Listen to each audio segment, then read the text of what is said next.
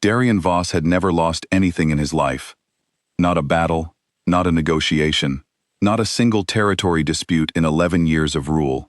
He sat on a throne carved from black stone, in a palace that had never known defeat, and he made decisions the way other men breathed, without hesitation, without apology, without the understanding that some things, once done, cannot be undone. The night Ilara walked into the border summit, the bond hit him like weather. Not like a feeling, like a fact, like something that had always been true and had simply been waiting for the right room to announce itself. Every wolf in the council hall felt the shift in him, the way his shoulders changed, the way his jaw tightened, the way his eyes found her and did not move. She was small. She carried a sealed letter from a minor pack in the Northern Territories. She wore no rank sigil worth noting. She had no political weight, no alliance value, no reason to exist in his calculations. He did the math in under 10 seconds. "Omega Messenger," he said, his voice carrying to every corner of the hall.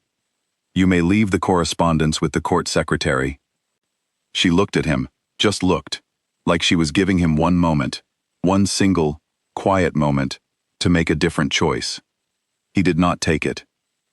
"You are not my mate," he said. "I reject the bond, formally, in full." The hall went very still. Ilara held his eyes for 3 seconds, not crying, not flinching. The look on her face was something he would spend years trying to name, something between grief and understanding, as though she had expected exactly this, and had hoped, quietly, to be wrong. She bowed, the formal bow of a dismissed subordinate. Then she walked out. No one said her name again in the palace. Darien announced Seraphine as his chosen Luna 6 days later. She was everything the court required, high-born, sharp-minded, from a bloodline that would strengthen every alliance in the Southern Territories. She was not his mate. She was his decision, and Darien had always trusted his decisions more than he trusted anything the universe handed him without his consent. The binding ceremony was scheduled for the full moon. The sacred fire went out twice. The elder tried to restart it with the ceremonial words, then tried again with different words, then stood in silence for a long moment before asking for more kindling. They used ordinary fire in the end. They told no one. Seraphine smiled through all of it. She was committed to the role. She was not a bad person. Darien understood that. Even then, she was simply a wrong answer to a question he had refused to ask honestly. His wolf had gone quiet the night of the rejection. Not wounded quiet, not grieving quiet, patient quiet. The way an old, knowing animal goes still when it understands that the storm has not arrived yet. 3 months into the reign of the chosen Luna, the loosening began. Not dramatically, not with war or fire, just small things, the way a rope does not snap all at once but loses fibers one by one, until one morning you pull, and there is nothing left. A border pack withdrew tribute. No explanation, no hostility. They simply stopped. When Darien sent an envoy, the pack alpha met with him politely and said they were reconsidering their alliance structures. The envoy returned with the words, but not with an answer. A treaty partner sent a junior official to a meeting that had always, for 11 years, brought generals. 2 of his council members began having conversations that stopped when he entered the room. None of it was rebellion. That would have been something Darien knew how to address. This was something quieter and more unsettling, a slow withdrawal of trust that he could not catch in his hands and name. He told himself the goddess was indifferent, that the sacred fire had simply been damp wood, that the bond had been a biological accident, a misfired instinct, and he had corrected it the way a good king corrects anything that threatens the stability of the throne. His wolf said nothing. His wolf had not said anything in months. Ilara, in the meantime, had gone north. She had not announced where she was going. She had not told anyone at the border summit. She had walked out of the palace, retrieved her bag from the guest quarters, and taken the road north without looking back once. She cried for 3 days straight, in a small rented room in a village she had never been to. She cried the way you cry when the grief is too large for the body, when it has to come out in shifts because the whole of it would break something structural. On the 4th day she got up, washed her face, and asked the village elder if there was any work that needed doing. There was always work that needed doing. She began teaching the pack children, reading, pack history, basic healing knowledge. She was good at it, not because she was trying to rebuild herself or prove something. She was good at it because she loved it. And love, when it is not tangled with pain, is a very clean fuel. She built a life the way you build a fire, slowly, with attention, one thing at a time. She did not think about Darian Voss often. When she did, it was the same thought. I hope he learns whatever he needs to learn. I hope I am far away when he learns it. The blood moon came in the 7th month. Darian woke at midnight without knowing why. The palace was silent.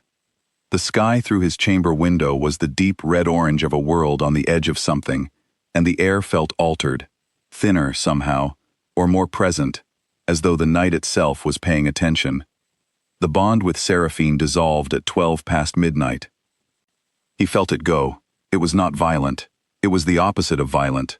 A quiet, clean removal, the way a hand lifts from a shoulder it had been resting on. Seraphine woke at the same moment. They looked at each other across the room. Something had changed in her eyes. Not hurt, not angry, just clear. Like a window after rain. "It's gone," she said. "Yes." She sat up slowly and looked at her hands. "I thought I was committed to this." She said it quietly, not to him, really, more to herself, working something out. "I think I was committed to the idea of it." He had no answer for that. She left the room, not in anger, just left, with the calm movement of a person who has just understood that they are free and is not sure yet what to do with the information. The Alpha Bond went next. At 2 in the morning, Darian felt it. All 7 pack connections, the threads of loyalty and authority that ran from his wolf to every alpha in his domain, go silent, not severed, not broken, switched off. The way a candle goes out when someone cups their hand around the flame and simply removes the air. He could still speak. He could still give orders. He simply could no longer feel anyone on the other end. He stood in the center of his throne room at 3 in the morning, alone, and understood, for the first time in 11 years, what silence actually was. The kingdom did not fall. That would have been easier to manage, in some ways. What happened instead was subtler and worse. The court remained. The generals remained. The palace staff continued their routines with professional efficiency. Everyone was polite. Everyone was present. No one felt the pull to follow him anymore. He spent 6 weeks trying every tool a king has. He called council meetings and spoke with authority, and made decisions that were strategically sound. The generals listened and implemented. But there was something missing from the room. Some current that had always run beneath the surface of his leadership. Some sense of deep, instinctive loyalty, and its absence was a sound he could not stop hearing. He sent messages to the border packs, formal messages, then informal ones, then personal ones. The replies were courteous and non-committal.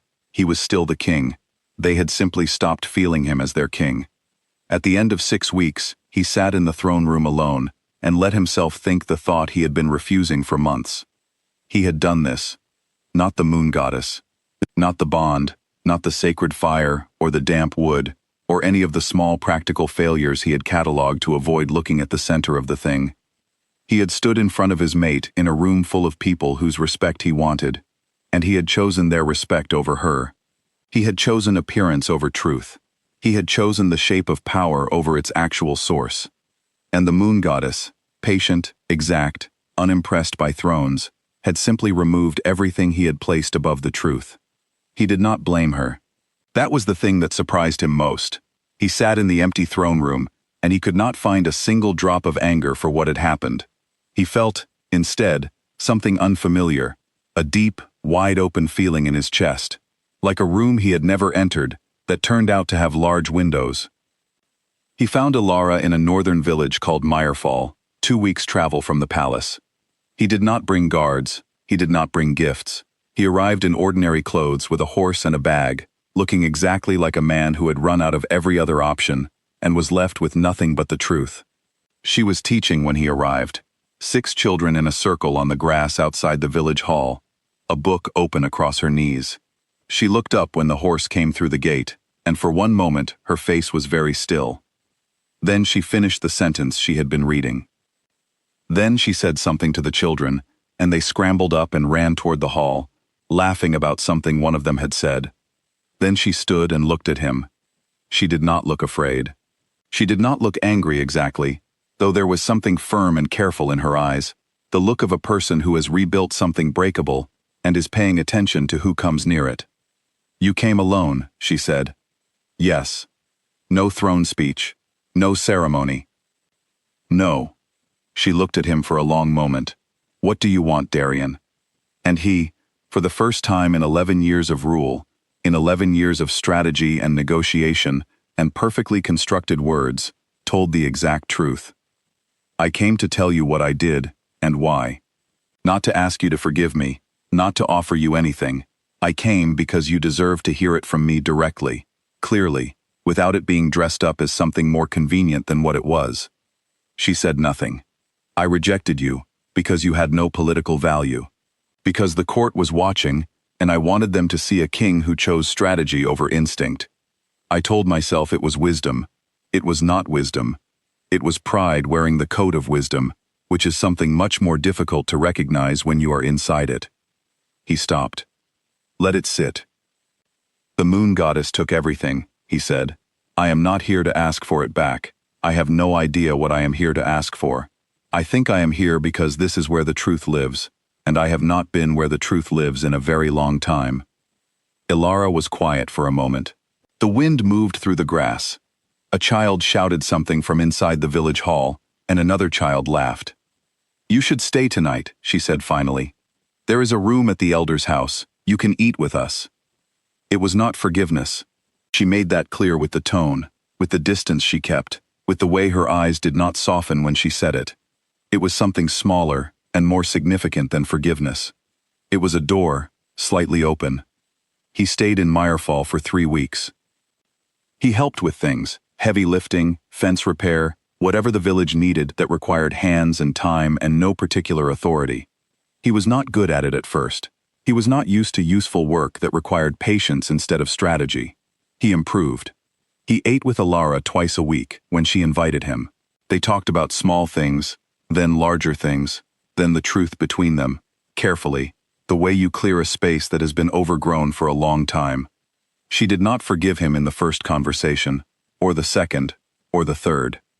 This was correct. What she did was allow him into the room of her presence, a little at a time, the way you allow light into a space that has been dark, not all at once, because that is painful, but steadily, because the alternative is staying in the dark. The faded bond still existed between them. It had not died. A rejection wounds a bond. It does not kill it. Both of them could feel it. Quiet, present, not pressing, like something that knew it had time. Whether they would find their way back to each other was a question the story did not answer in a single season. Some things take more than one winter. What was true was this. Ilara had built a life that did not require saving. Darian had become, for the first time, a man with nothing to offer except himself. The moon goddess watched from the sky above Meyerfall, patient and luminous, and entirely unsurprised. She had not broken Darian Voss to punish him. She had broken every false thing he was carrying so that, beneath it, he might finally find what had been real all along. The blood moon had come and gone. The boy who had been a king was learning to be a man, and somewhere in that small northern village, on a patch of grass by a hall full of laughing children, the truth, quiet, undecorated, and extraordinarily patient, was doing what the truth always does. It was waiting.